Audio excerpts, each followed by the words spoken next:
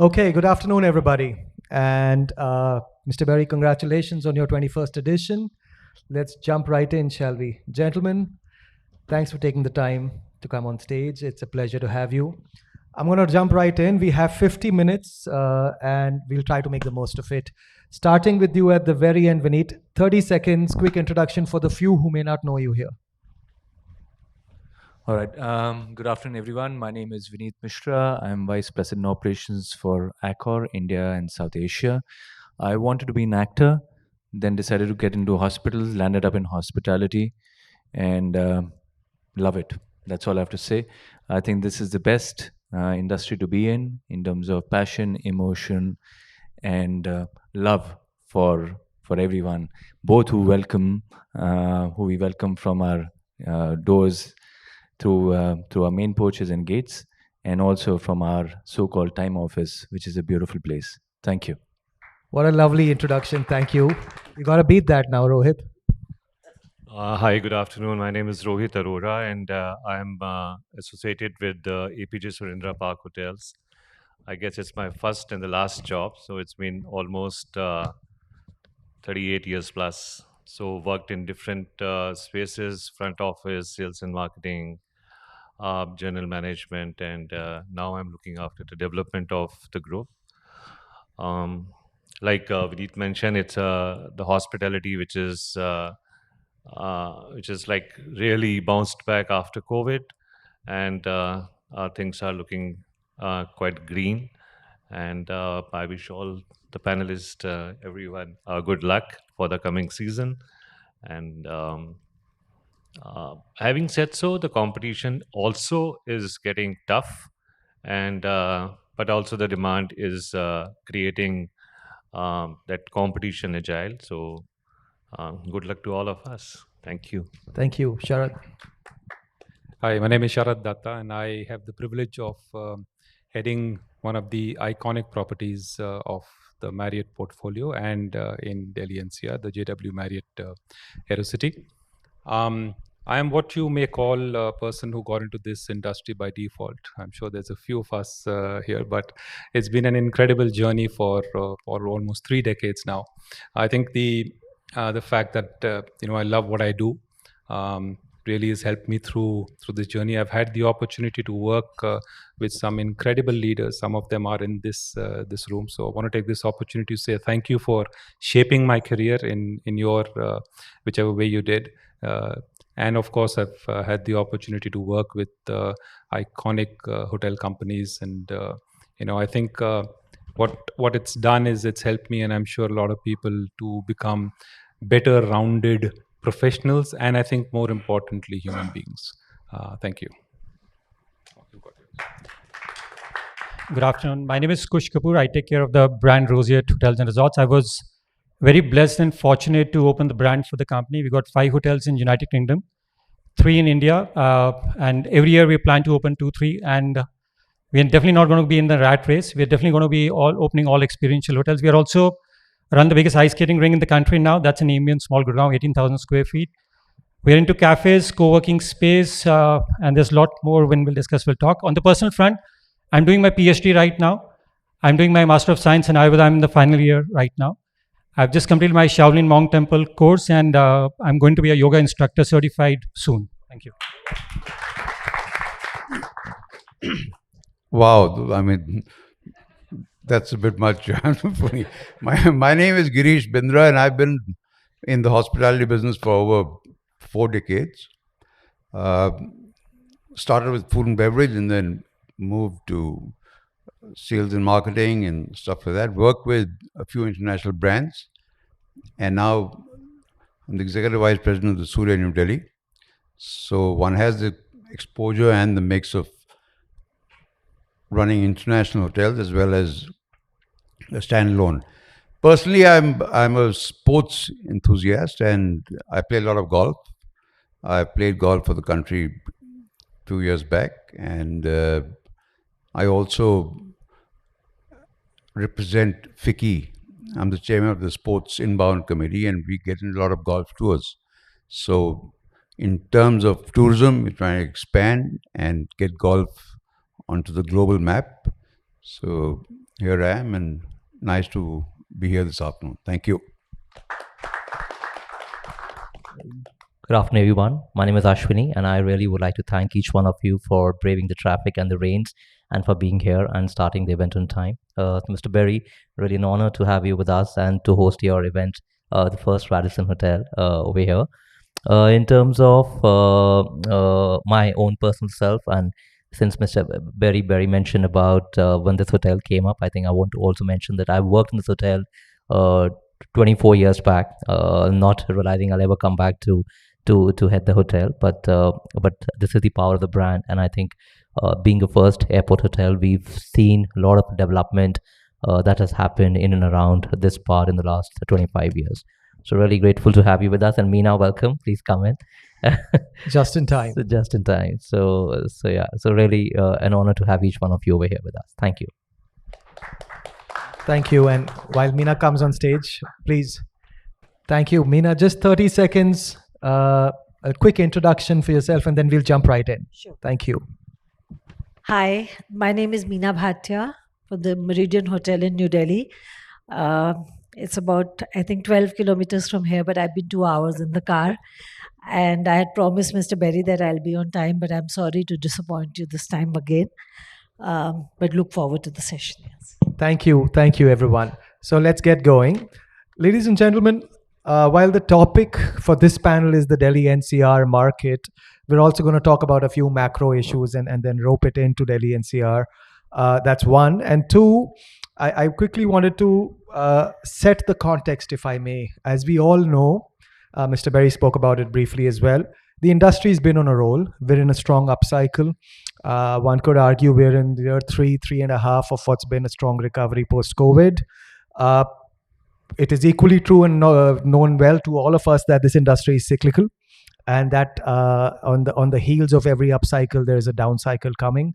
A big part of that question that I'd want to address today it pertains to that, because as industry professionals, as people owning, operating, and managing these assets, we need to enjoy the up cycles but prepare for the down cycles, right? And maybe we're 2, 3, 4 years away from the next one, but there is certainly one truth, which is what I'm going to start with, Sharad, which is the supply side. There's a lot of new hotels coming up across positioning, across geographies, across brands, across the country. And that will invariably create pressure on two things. One is demand, because that's going to grow at the pace it grows. And two is on talent. And this is a question I want to start with. It's a burning topic. It's been discussed to no end. But Sharad, our industry, you can talk about your hotel, you can talk about your company, or you can talk about the industry at large. Our industry is going to be starving for quality manpower, quality people across the board. Thoughts and actions? Thanks, Achin. True what you've said. It's a burning question. I think all of us debate that almost on a daily basis. We were having a discussion the other day, and some of our hotels in the Marriott world, we've got tie-ups, as other companies have, with the IHMs. So I was, and perhaps that's where you really need to look at from a talent perspective of where it starts. There is a challenge. There's a challenge in attracting youngsters to this industry, and I think we all agreed that there needs to be much more work done to ensure that we have more students enrolling into the hotel schools, and also then in terms of what education they get, what is the product that really comes out of that, right? While all of them would be employable in some sense of the word, but what is the level of a skill that really comes out of that? We've also, from our hotel and from a Marriott perspective, we've looked at going beyond the traditional schools and the sources of talent. I think when you look at something like we started this project called Project Pranita, where we looked at underprivileged young ladies, and across our country, we currently have over 300 young ladies who are in internship with our hotels. We will have them for 3 years with our hotels, and then they will get a degree or a diploma in hotel management, and then they get employment. So this is one of the avenues that we're looking at. One of the things that I think is a big driver is the financial aspect. And I think that's something that needs a little more dialogue and consideration. While across the board there are incentives that you do for, and this is the line stuff that I'm really talking about to start with. It's super important to get very robust incentives in place and then train our people how to use those correctly, so that at least you have an ancillary source of income other than your basic salary that comes in. Also, I see that there's a challenge with the young middle managers at this point in terms of two things. I think one, the expectations that they have of the company vis-a-vis the expectations that the company has of them. And I'm a firm believer that this responsibility really lies with us in order to be able to train them, to equip them to grow, which is what everybody wants. So I don't think there's a simple answer to this. There is a problem, but it needs to be probably dissected, and each part of it needs to be addressed, whether it's the financial part, whether it's the basic skilling part. Mentorship plays a huge role in this, and I think all of us in some way have been mentoring young talent through our careers, and we need to continue to do that. Thank you. And it's refreshing as a starting point for the industry to start acknowledging that this is a problem. And I'm so pleased you do, because that's the first step, right? Before we can solve for it. Before we jump into the next one, Vineet, Meena, anybody wants to add on to this topic? Anything additionally to say? Because I think you've said a very comprehensive part already. First of all, I think nobody will disagree that it was always burning. Now it's blazing for all of us as far as talent is concerned. There are 2 or 3 ways of looking at it. One is we are hopeful that at some point of time someone will show passion or the need to get into hospitality. So that's a reactive approach. The time has come where we actually have to start looking at it from a very proactive way, that we need talent to be with us. We need talent to be with us. Just not out of excitement, but also the way we speak and talk about hospitality as a whole. I remember, and I'm sure everyone will agree, that the first thought which was put into your head when 25 years, 30 years back, 10 years back, 5 years back was hotel management, sack of potatoes. That was the first thing. We will challenge you back on everything that you have. Hotel management, no festivals. Hotel management, you do for someone else. This was our first. That narrative has to change, and we all as leaders need to start talking about this. The second part is, while it is our responsibility to develop leaders, those who are already at a certain place also have to start looking at how they will develop talent up. With the number of hotels which are coming up, units, etc., we will need just not people at rank and file, but also as strong business managers and leaders, and that has changed completely.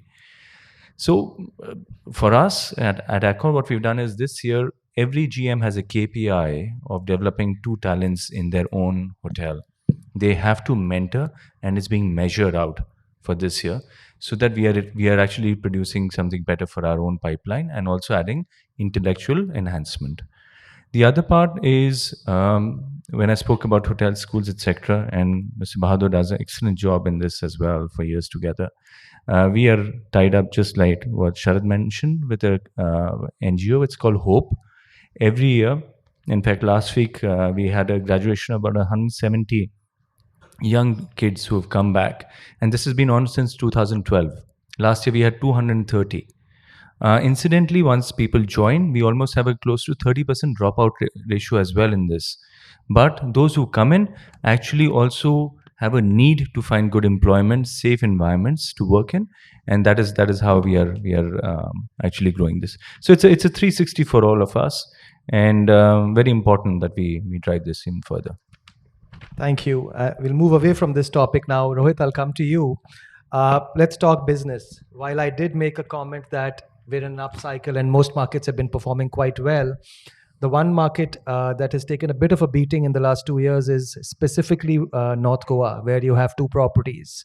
And there's been enough and more about both the branded and the unbranded players, as well as the homestays, really competing for the same piece of pie.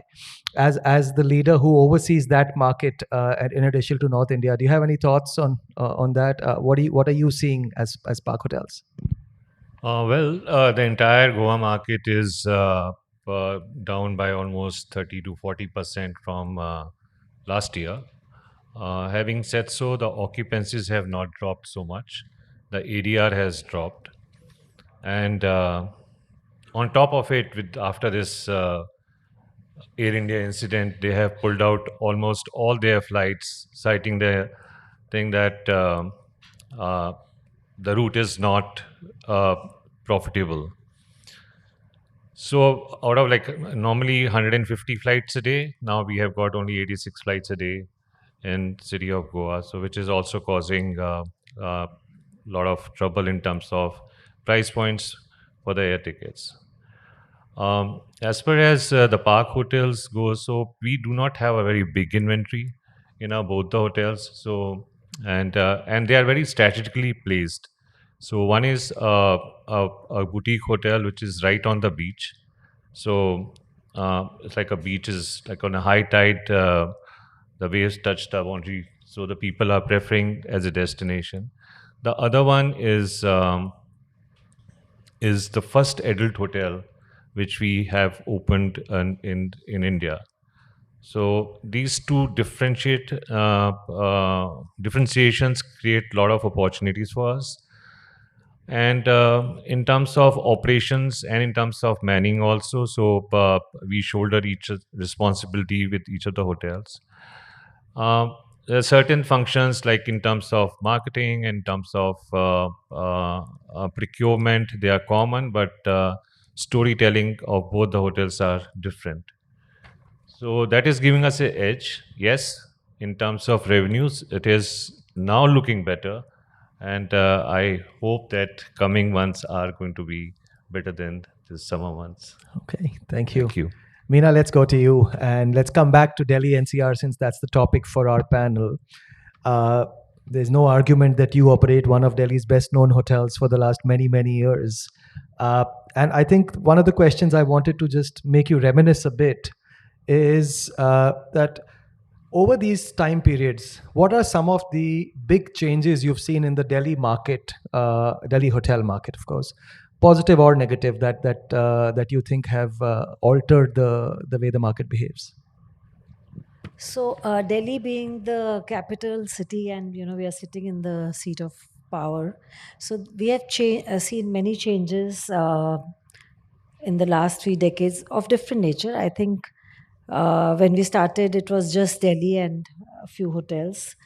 It was a good situation. Then came the emergence of Gurgaon and Noida and the NCR regions, which of course brought a big shift. But with every evolution like this, I think the business has only grown and not depleted. So that is a good thing about being in the city center. Then, of course, there was an Aerocity surge and a lot of hotels, and we were all worried because we thought that the business was going to change and there was going to be a shift. But like I said, every addition of supply only increased the business. I think the industry has always been resilient to these changes, and it only grows with the supply. So it has been a good situation. As far as the market is concerned, I think in Delhi, primarily in the last decades, it used to be a major stopover city for leisure business. Leisure was, it used to be about 30 to 35% of our inventory at that time. But post the pandemic, I think the leisure inbound has still to come back to its full form. But having said that, the business it grew bounds and leaps, and I think that upcycle is really something that we have all enjoyed. The business has changed. People, I mean, we know even the way we sell today is very different. It's there's a shift from the way we used to go into corporate accounts and have relationships. I think there is a major shift. People book online. It is difficult to define corporate or retail. But, it's all a big mix. Everybody is booking online. People are looking for deals wherever you have the best rate or a best this thing. In 2 decades ago, it was not the case. It was if you know somebody, you get a good rate. Mr. Jamal, I think you will agree with me. So yeah, so it has changed a lot. Now everything is automated and people have the phone in their hand to do everything. Yeah. One quick follow up to you, Meena, and then we'll move over to Kush. One of the things that most major markets in India will showcase, look at Bangalore, Hyderabad, Pune, there is distinct micro markets within these major cities. Delhi being larger than all of them, to some degree, the micro market definition is not that specific. I mean, there continues to be overlap between an Aero City and a Gurgaon and a Central Delhi and a South Delhi. Still, people are fighting for the same pie. Would you agree? Yes, fighting for the same pie, but the size of the pie is always increasing, and I insist on that because I strongly believe that this is what I have seen in my last 30 years of being in the industry. So, it keeps growing. Like if there were new hotels in the Aero City, we open doors to more business. There is always a price correction with new inventory. That correction happens, but the size of the business increases. And that's exactly what is happening at the moment also. Splendid. Thank you. Kush, over to you. Do you want to? So, Roseate Hotels. Should I call you Dr. Kapoor yet or not yet? Not yet. Not yet. Okay. Listen, Roseate has 3 hotels in India, as you mentioned, 2 of them in the capital. Other than Roseate House, which has, I think, sizable inventory, you're generally a company in India that has 2 assets with finite rooms. And my question to you is as follows. Let me read it out for context. From an operational standpoint, how do you drive profitability without the economies of scale that I spoke of, that larger chains tend to benefit from? It's much easier for Sharad or Vineet, I would think, in some capacities to drive economies of scale because they have that scale. You have challenges in procurement, staffing, fixed cost management, which they perhaps don't. Would you agree? And how do you handle these? So I'll take one by one, actually. All my 8 hotels currently are into profits year-on-year basis. Otherwise, we wouldn't have been opening our own hotels.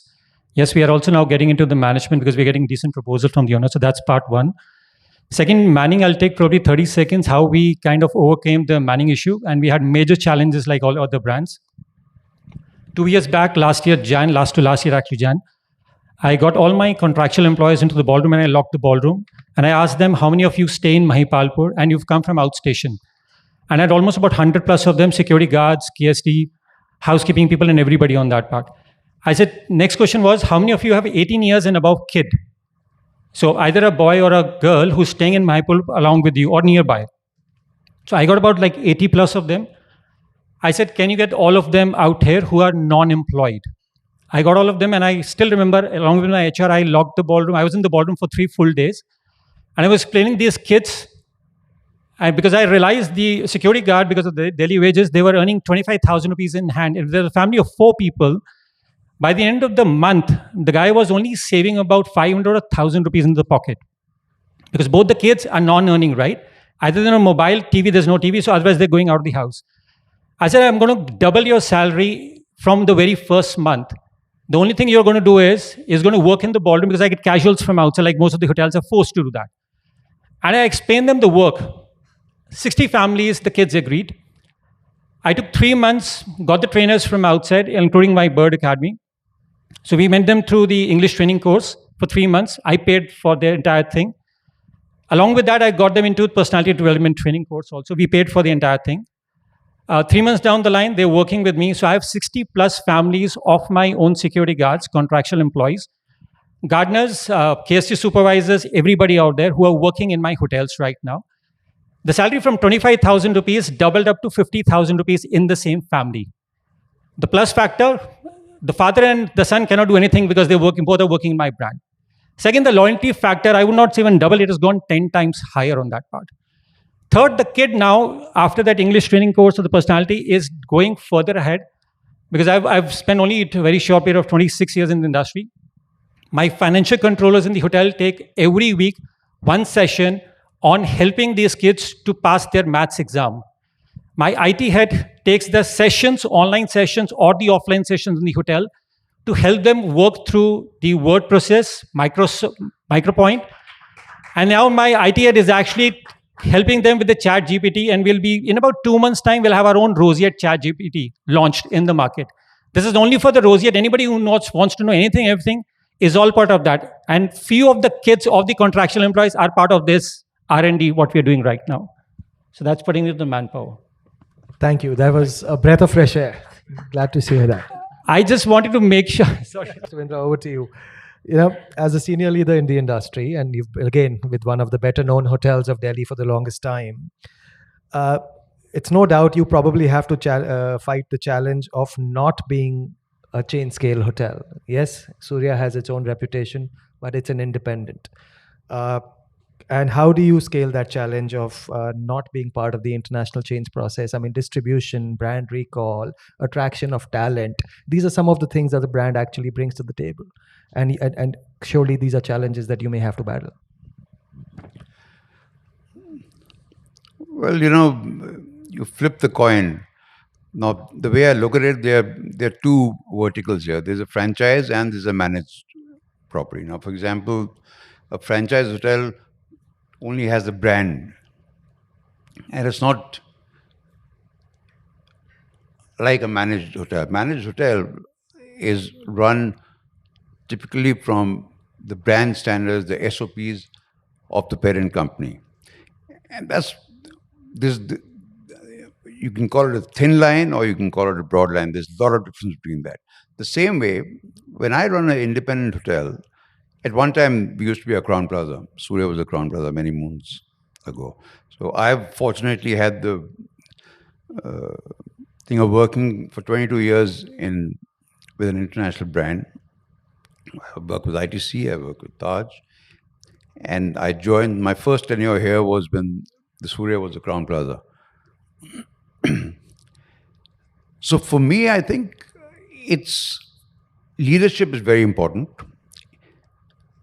When I break that into bits, 70% of my head of departments are from international brands. So I have a mix of a Marriott, I have a mix of a Hyatt, I have a mix of IHG.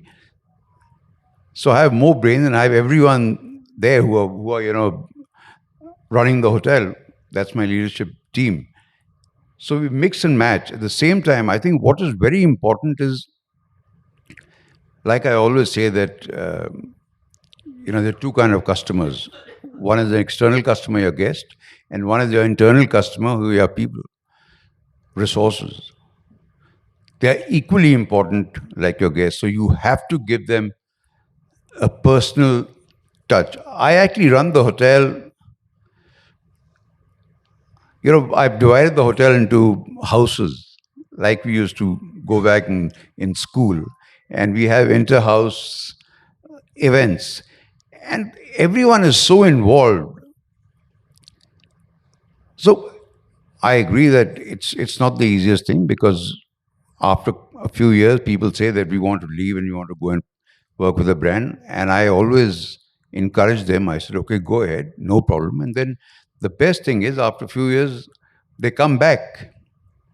So it's not easy, but I think end of the day, whether it's your guests or it's your staff or your colleagues, that personal attention that we can give to them. And one more thing there, that, I can be more flexible. I can be very flexible in terms of, for example, everyone's wearing a coat here, but I'm wearing a waistcoat. These little things make so much of a difference, because when you talk to a guest and he says, wow, it's so nice to see you in the summer in this kind of an outfit, you don't see it in any other hotel. So these little things make so much of a difference. And I think end of the day is the personal attention that you can give to your guests that makes all the difference. And that's what we believe in. And I think, touch wood, the hotel is doing well. I can't complain. 3 or 4 times over our budget is what we've done. So the team and we are smiling at the Suryaa.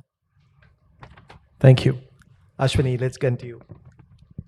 So I think it's, Mr. Berry spoke about it in his opening comments. This is, as the Gen Z would call it, the OG, the original Radisson hotel in the country, right? It's the first one that opened up in the late 90s. It's had its own ups and downs, right? It was iconic in the sense when it opened as the first airport hotel in New Delhi. It then took serious supply pressure from your colleagues here when AeroCity opened up and had to reinvent itself in many ways. And then with the traffic congestions, and I'm just stating the obvious here, but there's a plenty that you have to deal with to make this a success. I just want you to talk a little bit about some of the strategies that you've been employing to ensure that Radisson Blue Plaza in Mahipalpur actually does well.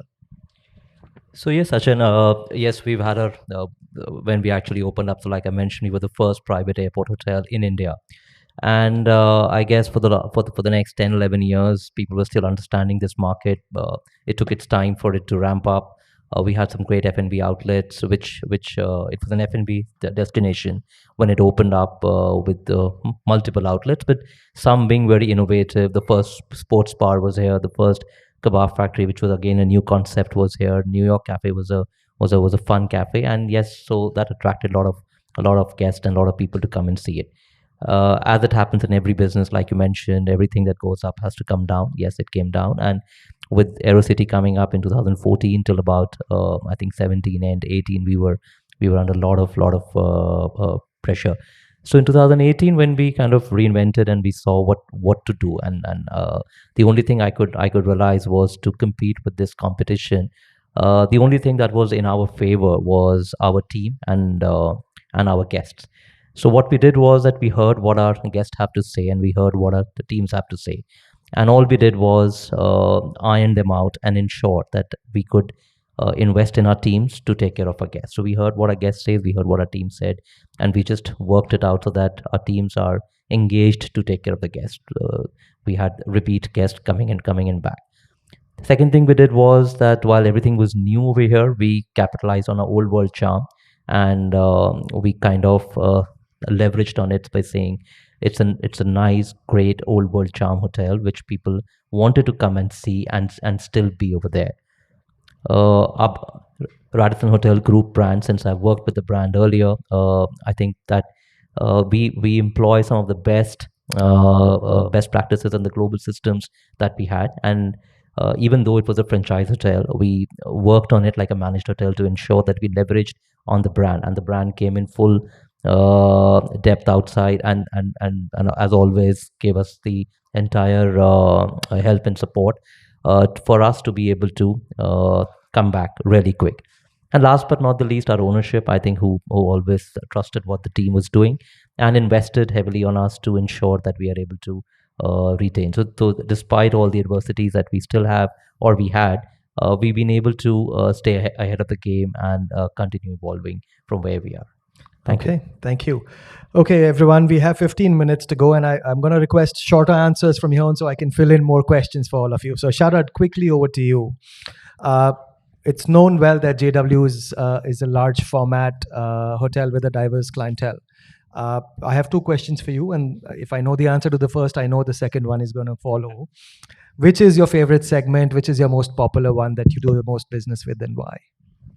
Okay, so short answer, the segment that sends the largest amount of money into the bank, right? But no, look, we have a huge advantage in two ways. One, location, being the gateway city and our presence, and an incredibly strong brand on the building, right? So this drives, and like every hotel, we have our traditional segments, right? So for us, we have a little bit of leisure. We have a lot of corporate. We have a strong MICE space because we also have large banqueting facilities. But my personal favorite has to be retail. And I think why? Because I think retail allows us the opportunity of, firstly, it's the one that gives you the best bang for the buck, right? In terms of RevPAR and the yield that it has per room, it's the best. Second, it gives us the opportunity for really using what we want to do is go digital direct, right? So direct bookings, using our Marriott Bonvoy, the app, as well as our Marriott website to drive digital direct. It becomes easier that way because then we have the opportunity of doing a few things: pricing, packaging, personalization, and how we use the Marriott platforms to drive this business. And the costs are minimal in this, right? So because it drives a lot of money, it's my personal favorite. And also our our recognition or our loyalty program is so strong, and we have so many ambassador elites and platinum elites, and they're well traveled, so they understand the power of the brand and the power of Marriott Bonvoy. Sure. That's So my we can favorite all part. agree we all like retail, but Yes. MICE is what drives it for you, largely, I would Well, say. retail drives it more. MICE is, yes, it's there, but it's not as high a percentage as retail. And I think Meena mentioned about corporate and retail now kind of amalgamating merging into one, each and- other. Yeah. yeah. Okay. So the follow up for both, and then also to you, Vineet, is talking about MICE and the Yashobhoomi Convention Center having recently opened. Helped, harmed? What has it done for you guys? Definitely helped, and I think it's just the start. Look, it's a large convention center and a modern one, and any international convention center takes a few years to ramp up and grow, right? Because international conferences have a longer lead time. It's already started to help us, and I think for a large inventory hotel like mine, very important to find groups that don't necessarily have catering attached to it, because then it really helps you to build your occupancies. The second piece about the lead time that I spoke about, so it gives you an opportunity to really plan and forecast better for the future. So definitely, I think it's just started, and I think the benefits for AeroCity hotels are still to be seen from. I agree. Vineet, have you seen any early wins from Yashobhoomi or not yet? Absolutely. In fact, did you leave anything for me to say? So, no, see, you see Yashobhoomi as a challenge or an opportunity. That's the question. So it's clearly an opportunity. The fact is that now I know my rooms. I don't have to put a group ceiling anymore with my banqueting. I can actually start going across and looking at non-residential, large format, medium format functions at the large ballroom that we have, which early on we would have possibly restricted, saying that I will just take it 3 months out when I'm quite sure about it. So Yashobhoomi is actually giving us, I think, a lot of foresight into what could be coming in the future. It'll only make just not AeroCity, but I think pretty much the Delhi market much stronger than where it was. And ultimately everyone's gaining out of it, so it's Fully great. agree. Yeah, absolutely. Yeah, and meaningful convention centers have a habit of actually helping the entire city and act as serious infrastructure, as you know. And if you were to just look outside of India to some of the other major markets, I mean, the Berlins and the Tokyos and the Philadelphias of the world, they're largely built on the back of their convention facilities, right? Yeah. I could actually just also add, we're running large convention centers ourselves in Hyderabad. We've seen this happen. It actually feeds into a lot of demand in the city. And similarly at JECC in Jaipur, just a year and a half old right now, but it's pretty much changed the whole geography of not, the city actually. So it's great for us. And the only thing is that the infrastructure development along with this has to support what's being put out there as a physical. And there's some early wins there as well, if you'd Absolutely. agree. I mean, with the infrastructure connectivity to Dwarka now. True. Yeah. True. Thank you. Rohit, just since we're on Delhi-NCR, your NCR footprint and how's the pipeline looking? Do you have any more coming as well? Not in the NCR as of now, but yes and not. There are many assets which we are very closely working on. So in the hills also, and in Rajasthan also. So the work is. I'm going to ask you a question that I think at some stage everybody in this room has asked themselves about the park hotels, but we don't know truly the answer. How do you guys do 90% plus occupancies consistently across so many hotels? Well, see, the teams have been trained on it. So we also have a very strong digital way of handling our businesses, whether it is through a brand website or whether it is through GDS. And the pricing part of it is very, very dynamic. It is like if you take an example of our we run 2 hotels in Delhi. One is the Park, which is in Connaught Place, which does almost 93%, and the other hotel is in Saket, which is under different other brand, which is called Zone Connect by the Park, and that hotel does 100% occupancy day on day basis. So we have got 60 rooms, and all the 60 rooms are filled up every day. You didn't tell us how you're doing it. All right. Meena, will come over to you. Think for 10 seconds if you want on this one, but I'd like a very honest answer. If you could double the budget for any one department in your hotel, which one would it be and why? The cost budget. If you could spend double the money you're spending now, where would you spend that and why? I think it's a no-brainer. Marketing, definitely. I mean, that's the and especially these days with all the digital marketing and the new ways of marketing, I think I would put a lot of money and emphasis on marketing at the moment. That's a good one. Anybody else want to share a different department perhaps, or does everybody agree? Payroll. There you go. Clap.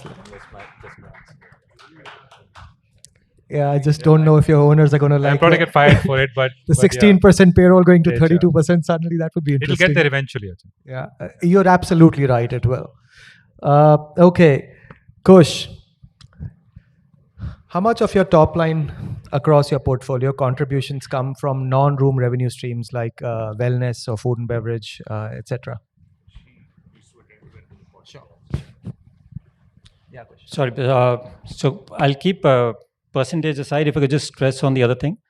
5 things from the non-ends really, typically the hoteliers have never kind of dwelt into, and thanks to the COVID, because a lot of us shifted our mindset into that. So we opened our cafe, first standalone cafe, Roasted by Roseate cafe in Vasant Kunj 3 years back. The revenues in the last 3 years has gone up by 5 times up, which has led us to open up. We are in the verge of opening 3 more outlets in Delhi and Gurgaon in next 12 months from now. The standalone cafes I'm talking about. Along with that, we run 3 more co-working space. The revenues for that also has gone 5 times high. Third is my ice skating ring, which is 18,000 square feet, the only ice skating ring in the country right now. The revenues post-COVID has shown 4 times the growth on that. We're helping 2 state governments right now to build the ice skating rinks, because my engineers and my own team are equipped enough to open any ice skate ring in the country right from the scratch now. We got the complete knowledge with that now. Fourth, very interesting is we started Mithai by Roseate probably 6 months back, and we were doing all in-house. The amount of word-to-mouth, the growth which we saw, in February or in Jan, you'll see the first Mithai by Roseate store standalone opening in Delhi. Outlet I'm talking about, complete standalone outlet. And fifth and the last is the spa. We've got certain therapies which were lost 5,000 years ago in Ayurveda. I can just name a couple of them. I'm sure a lot of you would be aware of that. We got Marma doctors on board. We got Meru doctors on board. We got CST specialists on board. We got Nadi doctors on board. So if you're dining in the restaurant right now, you can actually get your Nadi checked before you have your food, and that's free of cost, basically, only because you're dining and booking directly through us. So that's kind of an innovation in terms of getting more the F&B revenues coming in. My spa revenue is at the moment for last year, I would say the top line, I mean, the percentage I'm talking about was 1.5. It has grown to 2.8% of the total hotel revenue right now from the spa. Because of all these things, what we got, I got 4 doctors, authentic Ayurvedic doctors on board. And that has shown huge, massive improvements in terms of the revenues coming on board. Thanks. See, unlike Meena, you don't need to spend more on sales. You're doing a brilliant job yourself. Definitely not. Thank you. All right. Greesh, the question for you, we have Sharad and Vineet here, and I'll take their examples because what they have, and one can't put enough value to it, is Bonvoy and Accor Limitless. We have Hilton Honors with Zubin sitting here. That's gotta be something that you miss, right? I mean, it is a huge driver of demand, and more so now, post-COVID, loyalty has become a real thing for people. And there was some rhetoric around loyalty up until maybe pre-COVID that it's not really, and people look for the best deal possible. But today, that's not the case. There's genuine data to prove that people will choose even a more expensive hotel just in the interest of earning loyalty points. Do you face that as a challenge that you can't offer that? Absolutely. I think in a standalone hotel, I think that's a very big challenge, and it is an issue. I mean, we try and push something called Suryaa Connect, which we have a card. Now, we have another hotel, the parent company has another hotel in Tajikistan. We try and combine it, but it just doesn't work. So as a standalone, this is one big disadvantage that we have, because there is no loyalty. The only thing that you can do is get repeat clients, and you can only sort of satisfy them with personalized service. There's no shortcut to it. Thank you. 4 minutes to go. Some quick ones then. Ashwini, what's the one hotel trend you hope never comes back? Okay, I think the plastic bottles for the amenities that we had, and which now it's gone off and it's moved to bulk amenities. I would just hope that it shouldn't come back ever. Sharad, Vineet, Rohit, you guys want to add some more? So for us, rank and file, and I think a lot of hotels are following suit. It's a 9-hour shift, and to what Vineet alluded earlier in terms of the expectations, paying overtime. This is something that's here, and we don't want to go back to that acceptance that 12, 14 hours. Can I put you on the spot and ask how truly is that being implemented? Diligently, yes, it is. So fortunately for us, we have systems that catch you if you don't do it right, and I think it's more about being aware, one, and really any initiative that comes to play has to be driven, right? And Marriott is very good at driving initiatives, right? So it works. It does work. Thanks. Vineet? Making videos to say we are safe and clean. That's a good one. Thanks. Anybody else, or should I move on to another one? Yeah, Kush. So I'll just use the three word which we heavily emphasize on. It's the emotions, experience, and the engagement. I'll start from the staff. Actually, the team doesn't want to experience the same, especially the young crowd today. They want you to talk the way they want. They want you to walk the way they want. And that's one of the reasons when I opened the brand, I removed all the offices from my hotels. Not even a general manager, not even I have an office. So we all sit in the basement, in the parking in all the hotels. Nobody has an EA, nobody has a PA. Everybody's got smart laptops and mobile, and that trend is going to come forward, moving forward. So when I talk about three things, emotions, experience, and engagement, right from the employee to the guest, they want every single day a new experience, a new emotion, a new engagement. If you're able to do that, you've scaled the market. Otherwise, you're still running the rat race. Thank you. So my next question, in a way you've answered, and this is the last question for everyone on the panel. I was going to ask, what's your hotel's secret sauce? The one thing that employees, owner, guests always rave about when it comes to your hotel. He's told us his. Sharad, and we'll ask everyone the same one and we'll wrap up. I'll try and answer this differently. I think what I have realized in this hotel is that there's a certain vibe to the hotel. It's a je ne sais quoi kind of thing, that intangible bit, which is something that I've heard a lot about from customers, from associates also now. And of course, there's a lot of work that goes behind it. But I would say that people rave about the vibe of the hotel and the warmth that they feel. Okay, Vineet? And you can choose any of your hotels. I know you have a bunch of them now. A happy hotel is a happy hotel. The minute you walk into a hotel which is got the right bounce and feel, you will know it. Secondly, it's very basic. I think it's all about how you make a person feel. If you get that right, okay, with your guests, with your colleagues, when you go back home, do you walk in with a bounce? If you do, then you're in the right place. That's all I have to say. Thank you. Rohit? One word, location. That's the secret to the occupancies, huh? Correct. Thank you. All right, Ms. Bhatia. I think in our case, it's consistency. It's been consistency of the brand, consistency of service offerings, consistency of people. I think that's Thank you. been a secret. Kush, you want to add something? Yeah, just keep it simple. We are all handling human beings, not robots. We do have robots, but keep it simple. And human beings want a simple life. That's all. Okay. Mr. Bindra. So I would say it's more a personal touch. For example, I'll just go a little deeper into it. We haven't spoken about medical tourism. I mean, our location, like what Rohit just said, is important because I have hospitals, 3-4 of them around the hotel.